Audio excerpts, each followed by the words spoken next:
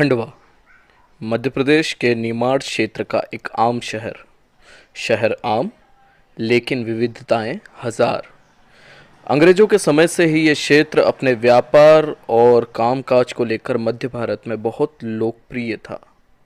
और अगर आध्यात्मिक दृष्टिकोण से देखा जाए तो शहर के एक ओर जहां धूनी वाले दादाजी का डेरा है, वहीं इसी जिले में स्थापित प्राचीन ओंकारेश्वर का ज्योतिर्लिंग देखने लायक है। लेकिन इस शहर की जड़ें जुड़ी हुई है एक और महान शख्सियत से, जिनकी आवाज़ का जादू खंडवा की इन गलियों से निकलकर दुनिया के हर एक कोने तक पहुंचा।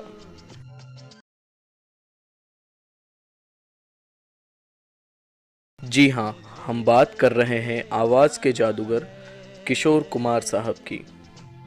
और आज उनके जन्मदिन के शुभ अवसर पर दी संडे स्टूडियो पहुंचा है खंडवा में बने किशोर कुमार स्मारक पे, जहां हम आपको देंगे किशोरदा की जिंदगी की कुछ खट्टी मीठी यादों का एहसास और जानेंगे किशोरदा की जिंदगी के कुछ अनछुए पहलुओं को। स्मारक पे पहुंचते ही बारिश की हल्की हल्की बूंदों ने हमारा स्वागत तो किया, साथ ही इस स्मारक के नज़ारे को और भी ज़्यादा रोमांचक बना दिया। 4 अगस्त 1929 मध्य प्रदेश के खंडवा जिले से एक बहुत ही तेजस्वी बालक का जन्म हुआ, जिसका नाम था आभास कुमार गांगुली, जिसे हम आज किशोर कुमार के नाम से जानते हैं। पिता कुंजीलाल गांगुली पेशे से वकील थे और मां गौरा देवी बंगाल के एक बहुत बड़े घराने से ताल्लुक़ रखती थी। और फिर उसी परिवार से एक और तेजस्वी बालक का जन्म हुआ, जिनका नाम था अशोक कुमार, जिन्हें आज हम सभी लोग दादा मुनि के नाम से जानते हैं। दादा मुनि यानी कि अशोक कुमार साहब और आभास कुमार गांगुली यानी कि हमारे किशोरदा, दोनों का ही ताल्लुक़ इस खंडवा ज़िले से, मध्य प्रदेश के इसी ज़िले से रहा है।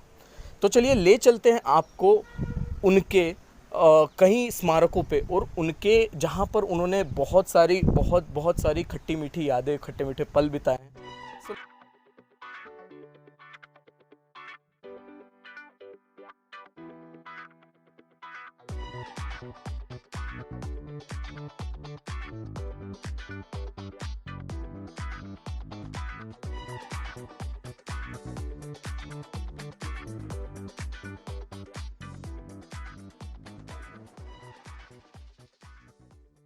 और आज वर्तमान में अपन लोग जो खड़े हैं और जो जी रहे हैं, भाई साहब ये तो सरासर कलयुग है। वो सतयुग गया तो उसी सतयुग में कई गलती से किशोरदा का विथ फैमिली टर्म्स परिवार जो था, पश्चिम बंगाल छोड़ खंडवा में आकर बस गया था। अब खंडवा में आने के बाद में उसी सतयुग में इनके जो फादर थे कुंजीलाल गांगुली, तो कुंजीलाल गांगुली जी उस सतयुग में खंडवा कोर्ट में एडवोकेट थे, वकील थे, वकालत किया करते थे। अब वकालत करते करते कुछ दिनों के बाद में कई किशोरदा ने उनके विथ फैमिली परिवार में कई खंडवा में जन्म लिया। अब जन्म लेने के बाद में किशोरदा की दिन पे दिन जैसे जैसे उम्र बढ़े, जैसे जैसे उनमें दिमाग आए, तो किशोरदा उस सतयुग में डेली अपनी साइकिल के द्वारा सुबह शाम यह स्पॉट पर भ्रमण के लिए आया करते थे। तो यह स्पॉट को किशोरदा ने अपने दिल में बैठा लिया था और दिल में बैठाने के साथ साथ एक दिन विथ फैमिली के बीच में बैठकर कंफर्म सचेत भी कर दिया कि मैं जिंदगी में कहीं भी रहूं, मेरे साथ में कोई अजीबोगरीब प्रकार की कोई दुर्घटना होती है तो मेरी डेड बॉडी को इधर उधर न ले जाते हुए मेरे वतन पे ले जाके मेरा अंतिम दाह संस्कार करवाना। अब वतन बोले, जन्मभूमि बोले, तो आज की तारीख में ये पूरा का पूरा खंडवा डिस्ट्रिक्ट किशोरदा के ही नाम से चलता है।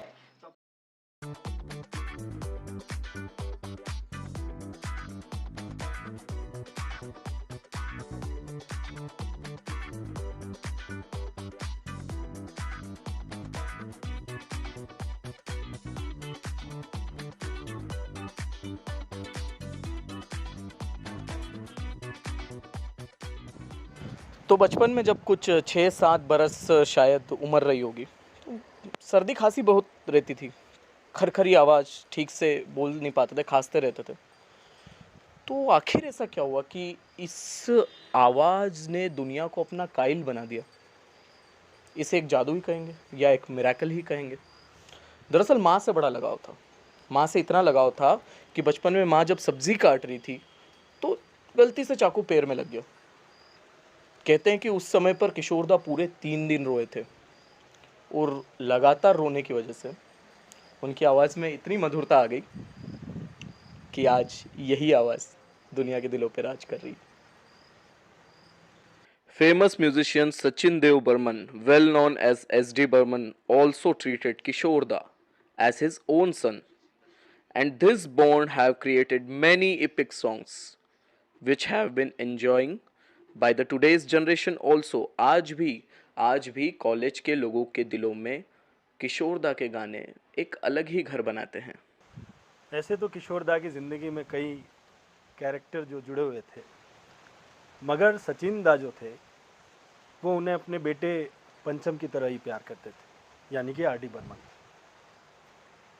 एक बार की बात है, जब वो मिली फिल्म के गाने की रिकॉर्डिंग कर रहे थे। गाना था सूनी सूनी बड़ी सूनी सूनी सी है। इस गाने की रिकॉर्डिंग करते समय एस.डी. बर्मन साहब की तबीयत खराब हो गई। उन्हें दिल का दौरा पड़ा और उनकी मृत्यु हो गई। जब किशोरदा से इस बारे में पूछा गया तो उन्होंने कहा कि उनकी मृत्यु से सबसे ज़्यादा आहत वही है। Kishorda had named many film records and become a maximum Filmfare award winning singer. He has won 7 Filmfare Award and his first Filmfare Award वैसे दोस्तों, बॉलीवुड के गोल्डन मैन के बारे में तो आप सभी जानते होंगे। जी हाँ, मैं बात कर रहा हूँ बप्पी लहरी साहब की, जिनके साथ किशोरदा ने कई सारे बॉलीवुड सॉन्ग, रोमांटिक सॉन्ग बनाए। वैसे निजी ज़िंदगी के बारे में बताऊँ तो किशोरदा और बप्पी दा आपस में मामा भांजे थे। वैसे रोमांटिक सॉन्ग्स की बात हो ही रही है तो उनकी पर्सनल लाइफ भी काफ़ी रोमांटिक थी। सिर्फ यही नहीं, उन्होंने अपनी पत्नी लीना चंद्राकर के लिए भी एक सॉन्ग क्रिएट किया था और वो सॉन्ग था ये। वैसे मुकेश एक बात बता, वो आजकल रैप नहीं चलता, रैप सॉन्ग। हाँ बिल्कुल, बहुत पसंद है सभी को। जैसे बादशाह और हनी सिंह आजकल बहुत ट्रेंड में भी चल रहे हैं। लेकिन क्या तुम ये जानते हो कि जो पहला रैप सॉन्ग था वो हमारे किशोरदा ने बनाया था। जी हाँ, जो पहला रैप सॉन्ग था, भारत का पहला रैप सॉन्ग किशोरदा ने बनाया था। किशोरदा जब ये सॉन्ग बना रहे थे तो उन्होंने इस सॉन्ग को इतना स्पीड में और इतना रफ्तार से गाया कि इसी रैप सॉन्ग को वो फिर दोबारा। और एक इंटरव्यू में जब किशोरदा से पूछा गया कि ये रैप सॉन्ग क्या आप दोबारा गा सकते हैं, तो किशोरदा ने कहा कि अगर निरंतर 28 दिन तक भी मुझे प्रैक्टिस की जाए तो भी मैं ये सॉन्ग नहीं गा पाऊँ। किशोरदा की जादुई आवाज़ और बॉलीवुड में उनका हरफन मौला अंदाज उन्हें दूसरे कलाकारों से अलग पहचान देता था। और इस जादुई आवाज़ से किशोरदा ने अपने संगीत के साथ बहुत सारे एक्सपेरिमेंट भी किए जो दर्शकों को बेहद पसंद आए। उनमें से एक है यॉडलिंग और दूसरा है मेल फीमेल दोनों आवाज़ों में सिंगिंग। थोड़ा आगे चलने के बाद फिर मिली हमें वो जगह जहां किशोरदा के पार्थिव शरीर का अंतिम संस्कार किया गया था। कहते हैं ये जगह किशोरदा को बचपन से ही इतनी पसंद थी कि किशोरदा यहाँ घंटों अकेले बैठकर खुद ही से बातें किया करते थे। और उन्होंने अपनी मृत्यु से पहले ये कहा कि वे दुनिया के किसी भी कोने में अपने प्राण त्यागें, लेकिन उनका अंतिम संस्कार इसी जगह पर होना चाहिए। खंडवा की इन्हीं गलियों में घूमते घूमते हमें मिली किशोरदा की बचपन की कुछ निशानियाँ, जैसे खंडवा स्थित उनका पुश्तैनी घर गांगुली निवास, जो कि बड़े दुर्भाग्यपूर्ण तरीके से कहना चाहेंगे कि आज एक खंडहर में तब्दील हो रहा है। हम दी संडे स्टूडियो से आशा करेंगे कि एक दिन यह घर फिर से महल बन जाए। और फिर हम पहुंचे लाला जलेबी सेंटर में।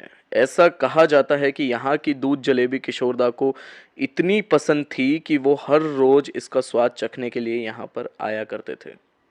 So finally the time of departure has came and we are going for the next station of our beautiful state Madhya Pradesh. और फिर वक्त हुआ इस शहर से अलविदा कहने का। मगर जाते जाते हमारी मुलाकात हुई इसी शहर के एक अद्भुत कलाकार से, जिनके बारे में हम आपको अपने संडे शख्सियत के अगले एपिसोड में बताएंगे। तो बने रहिएगा दोस्तों।